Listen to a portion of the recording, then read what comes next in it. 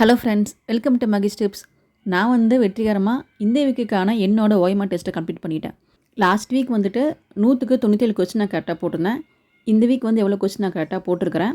அதுபோக நிறைய பேர் கேட்டே இருக்கீங்க, என்னால் ரெகுலராக படிக்க முடியல, தொடர்ச்சியாக படிக்கிறதுக்கு ஒரு டிப்ஸ் கொடுங்க அப்படின்னு கேட்டிருக்கீங்க. 1 வீக்குள்ளே ஷெடியூல் எப்படி கம்ப்ளீட் பண்ணணும்னு சொல்லி ஐடியா கேட்டிருக்கீங்க.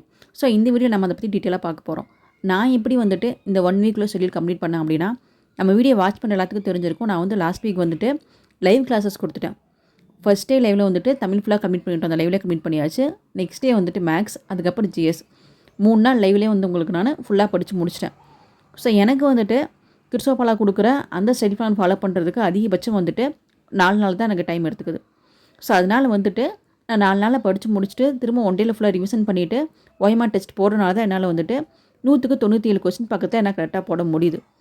இன்னுமே இன்னொரு வாட்டி ரிவிஷன் பண்ணிட்டு போட்டால் கண்டிப்பாக என்னால் ஃபுல் மார்க் வாங்க முடியும். நீங்கள் எந்த ஒரு ஷெடியூல் ஃபாலோ பண்ணாலுமே சரி, ஷெடியூல் ஒரு 7 டேஸ் அவங்க போட்டிருக்காங்க அப்படின்னா, நீங்கள் ஒரு 4 to 5 டேஸில் ஷெடியூலை முடிச்சுட்டு திரும்ப நீங்கள் அதை ரிவைஸ் பண்ணி பாருங்கள். நீங்கள் இப்படி ரிவைஸ் பண்ணி பார்த்துட்டு ஓய்மா டெஸ்ட் போட்டு பார்த்தீங்க அப்படின்னா கண்டிப்பாக 100க்கு நீங்கள் 95+ போட்டுருவீங்க.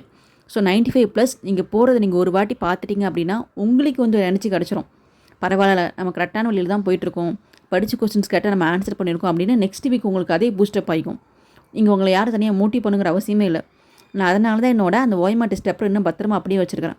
நீங்கள் உங்கள் கான்ஃபிடன்ஸில் லூஸ் பண்ணுறப்பலாம் நீங்கள் ஓய்மா டெஸ்ட் போட்டு பார்த்துருப்பீங்களே, அந்த பேப்பர் எடுத்து பாருங்கள். இந்த ஓய்மா டெஸ்ட் போடுறதுக்காக நீங்கள் 1 வீக் ஃபுல்லாக டைம் ஸ்பெண்ட் பண்ணி படித்து கஷ்டப்பட்டு இந்த மார்க் எடுத்திருக்கீங்க. இப்போ நீங்கள் அதை படிக்கிறத தொடர்ச்சியாக படிக்காமல் நீங்கள் ஸ்கிப் பண்ணிட்டீங்க அப்படின்னா நீங்கள் கஷ்டப்பட்டு படித்ததுக்கான பலன் உங்களுக்கு எல்லாமே போயிடும். நீங்கள் எந்த ஒரு விஷயமா இருந்தாலுமே சரி, நீங்கள் டெய்லி அதை ரிப்பீட்டாக பண்ணிக்கிட்டே இருந்தீங்க அப்படின்னா கண்டிப்பாக உங்களுக்கு அது ஃபிக்ஸ் ஆயிரும். உங்களால் படிக்காமல் இருக்கவே முடியாதுங்கிற ஸ்டேஜுக்கு நீங்கள் வந்துடுவீங்க. ஸோ எக்ஸாம்ஸ்க்கு இன்னும் முழுசாக ஒரு 3 மாதம் தான் இருக்குது. ஸோ இப்போ படிக்க ஆரம்பித்தா சிலபஸ் முடிச்சலாமான்னு கேட்டே இருக்கீங்க. நீங்கள் முழு மூச்சாக படிக்கிறதுக்கு இறங்கிட்டீங்க அப்படின்னா கண்டிப்பாக உங்களால் சிலபஸ் கம்ப்ளீட் பண்ணிட முடியும். இந்த எக்ஸாம்ஸில் நீங்கள் பாஸ் பண்ணிடவும் முடியும். நம்ம போகிற எஃபெக்ட் பொறுத்து தான் இருக்குது.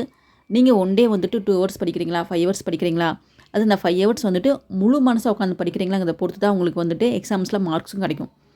ஏன்னா நம்ம மனசும் மூளையும் ஒரே இடத்துல இருந்தால் மட்டும்தான் நம்ம மார்க்ஸ் நிறைய ஸ்கோர் பண்ண முடியும். நீங்கள் எதை படித்தாலுமே சரி, ரொம்ப உள்வாங்கி கவனமாக படிங்க. டெய்லி புது விஷயம் நிறையா படிக்கிறத விட இதுக்கு முன்னாடி படித்த பழைய இருக்குது பார்த்தீங்களா, அதை ரிவிஷன் பண்ணிக்கிட்டே இருக்கணும். நீங்கள் புதுசாக படித்து மைண்டில் சேர்க்குறத விட இதுக்கு முன்னாடி படித்தது மறக்காமல் மைண்டில் பார்த்துக்கணும். அது நீங்கள் பண்ணிங்கன்னாவே 90% நீங்கள் சக்ஸஸ் ஆகிட முடியும். நம்ம எல்லாருமே பண்ணுற பெரிய தப்பு, சிலபஸ் கம்ப்ளீட் பண்ணணும் அப்படின்னு சொல்லிட்டு புதுசாக படிச்சுக்கிட்டே இருப்போம். அதுக்கு முன்னாடி படித்ததையுமே நம்ம திருப்பி பார்க்கவே மாட்டோம். ஸோ நீங்கள் 1 டே எடுத்துட்டீங்க அப்படின்னா நீங்கள் அன்றைக்கி புது டாபிக் கொடுக்குற அதே டைமை ரிவிஷன் பண்ணுறதுக்கும் கொடுங்க. நீங்கள் பிகினராக இருக்கீங்க அப்படின்னா உங்களுக்கு இதெல்லாம் தெரியாமல் இருக்கும். ஸோ நீங்கள் ரிவிஷனுக்கு ரொம்ப இம்பார்ட்டன்ட் கொடுத்து பண்ணிங்கன்னா மட்டும்தான் உங்களுக்கு மறக்காமல் இருக்கும். நான் இப்போ போட்டுருக்க இந்த ஓய்மா டெஸ்ட்டில் இந்த வீக் 98 கொஸ்டின் நான் கரெக்டாக போட்டேன். நான் இந்த வீடியோ எடுத்து 2 டேஸ் ஆச்சு. எனக்கு தொண்டை வலிங்கன்னா நான் வாய்ஸ் கொடுக்காமல் வச்சுருந்தேன். ஸோ நான் கம்ப்ளீட் பண்ணிவிட்டு நான் நெக்ஸ்ட் ஷெடியூல் பார்க்க ஆரம்பிச்சிட்டேன்.